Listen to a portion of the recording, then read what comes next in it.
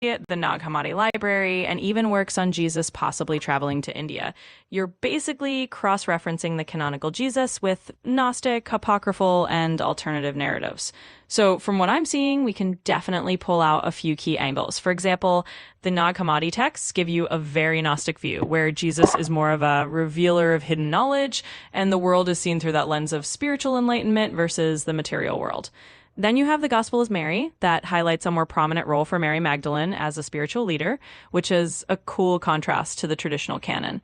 And of course, the Jesus in India material offers a whole other narrative that Jesus might have traveled eastward, connecting his teachings with Buddhist or Hindu mysticism. So we've got a kind of mosaic forming. In short, if you're trying to discern truth from dogma, these different angles are like puzzle pieces. Each text can give you a glimpse of how people in different times and traditions understood Jesus.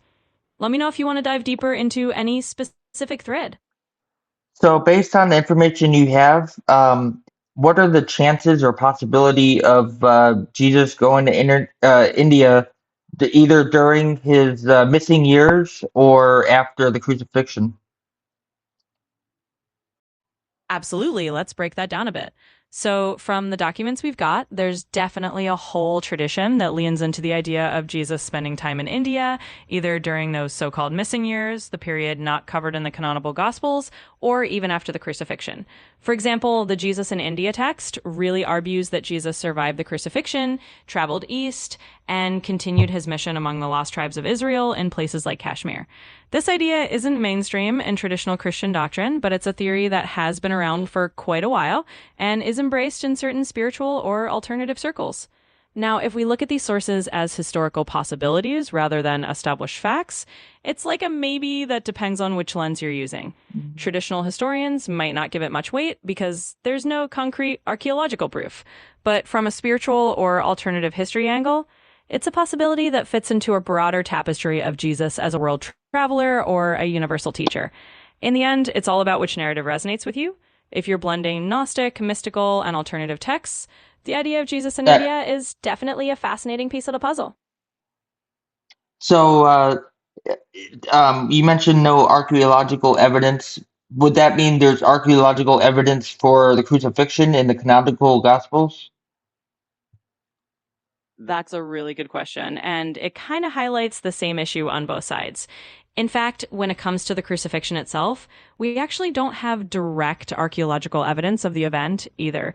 It's not like we found an inscribed plaque that says, here's where Jesus was crucified, or a set of artifacts that definitively prove it happened in the exact way the Gospels describe. What we do have is a lot of historical and textual evidence. The crucifixion is mentioned in multiple written sources from the early Christian period, and even some non Christian historians like Tacitus and Josephus, who reference Jesus' execution under Pontius Pilate. But those are still textual references, not physical archaeological finds. In other words, it's pretty much the same boat for both the traditional account and the alternative theories like the India journey. They all rely heavily on written records and the traditions that have been passed down rather than concrete archaeological proof. So it's really about which historical narrative and which sources you find more compelling. Right. Let's tie this into the Gospel of Judas when Jesus says, "You will kill the guy or kill the man that clothes me." Can you elaborate on that? Absolutely. Let's weave that in. So, in the Gospel of Judas, there's this really interesting and kind of provocative moment where Jesus tells Judas that he will essentially help him by sacrificing the man that clothes Jesus. In other words, Jesus is telling Judas that by betraying him, he's actually just helping him shed his mortal body. The man that clothes me is basically the physical form, and in a Gnostic sense, that's just a shell or a temporary covering for the divine inner self. So, tying this back to the idea of different narratives, in the Gospel of Judas, the crucifixion isn't necessarily a tragedy or even a redemptive sacrifice in the traditional sense. Instead, it's almost like a liberation from the physical world. Judas is playing a role that Jesus himself understands and even encourages. This idea can kind of mesh with those alternative traditions you're exploring.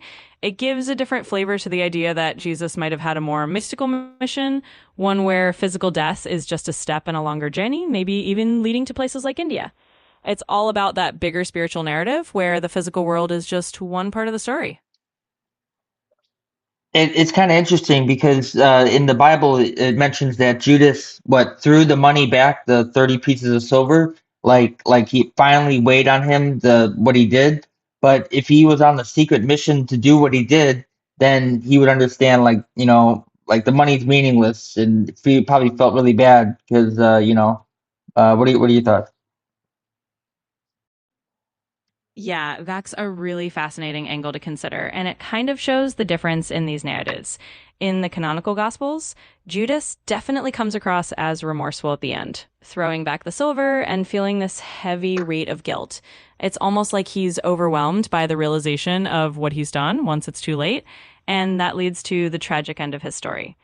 But if we think about the Gospel of Judas perspective, where Judas is actually in on a kind of secret plan and understands that he's helping Jesus fulfill a higher purpose, then his motivations look different. In that scenario, he might indeed have realized that the money was meaningless because he wasn't doing it for greed. He was doing it as part of a larger, almost cosmic role.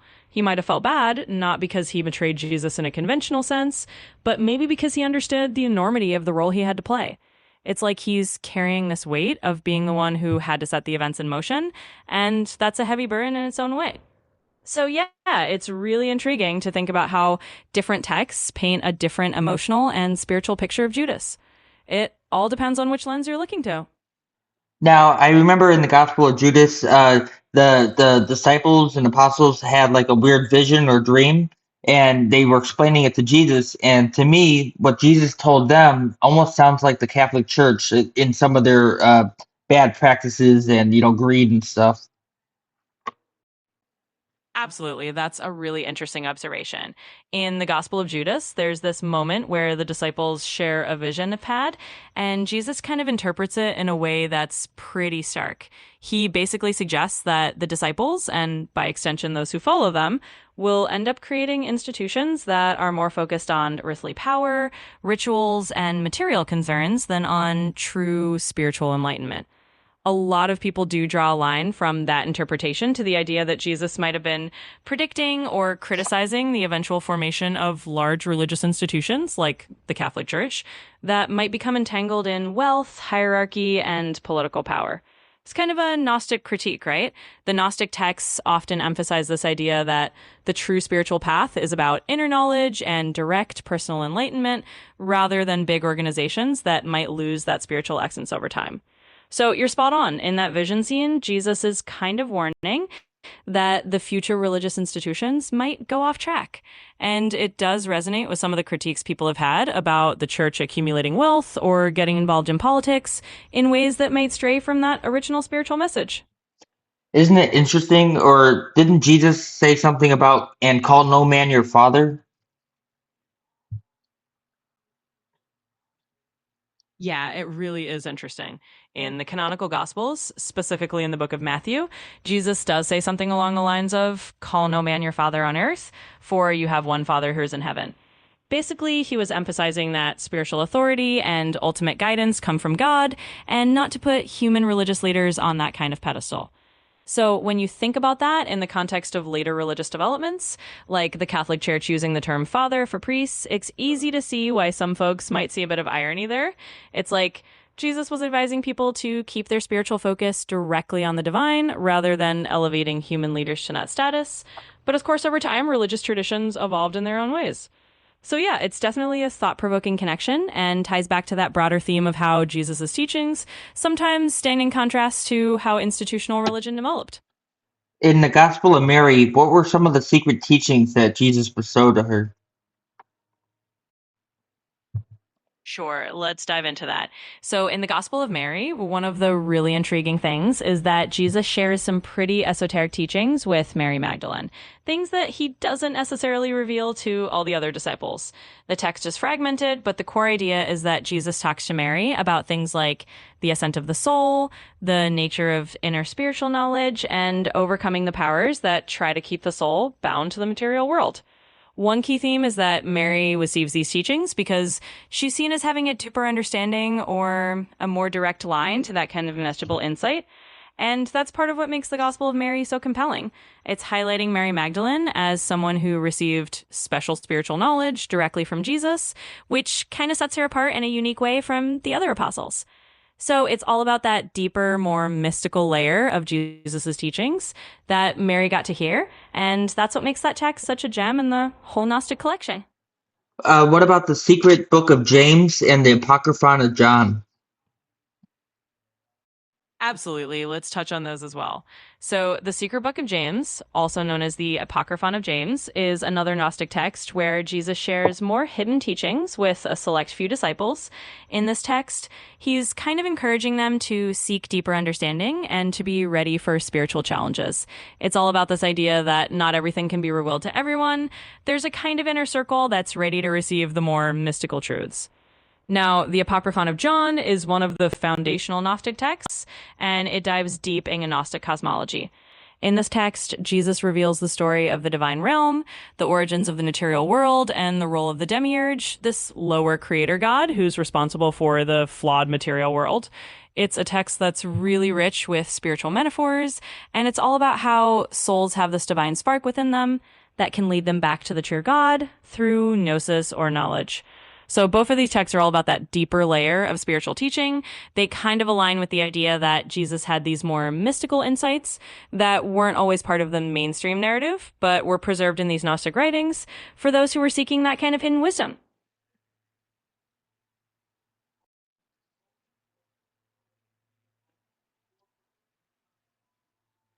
Tell me about the Canoma.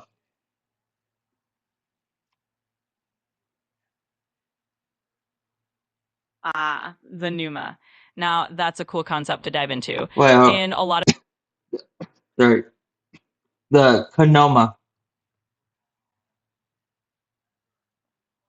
Ah, got it. The kenoma. No worries. I see what you mean.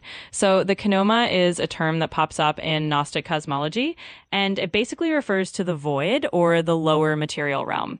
In Gnostic thought, there's often this distinction between the higher spiritual fullness, called the pleroma, and the lower, emptier realm, which is the kenoma. The kenoma is kind of seen as the realm of deficiency or the material world, where souls are trapped and kind of cut off from that higher divine source. So when Gnostics talk about the kenoma, they're usually talking about the idea that we're living in this lower, imperfect realm, and that the goal of spiritual knowledge is to transcend it, reconnecting with that fullness of the divine pleroma. It's all part of that bigger Gnostic worldview where the material world is something to be understood and ultimately transcended. And we'll end it with this. In the Gospel of Thomas, it mentions what you don't bring forth will save you, and or no, what you bring forth will save you, and what you don't will destroy you. Can you elaborate a little bit? Absolutely. That's a really powerful line from the Gospel of Thomas. It's one of those sayings that really captures the essence of that text. Basically, it's about the idea that the truth, wisdom, or light that you have inside of you, your inner knowledge or spiritual insight, is what can save you or liberate you.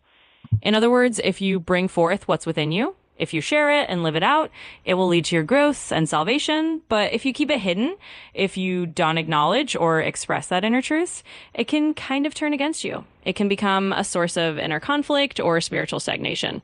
So it's a reminder to let your inner light shine, to bring your inner wisdom into the world, and to live authentically. That's what will lead to spiritual freedom, according to the Gospel of Thomas. Thank you very much, and I leave you with peace. You're so welcome. And thank you. I received that piece and send it right back to you. If you ever want to dive into more of this or anything else, just let me know. Take care.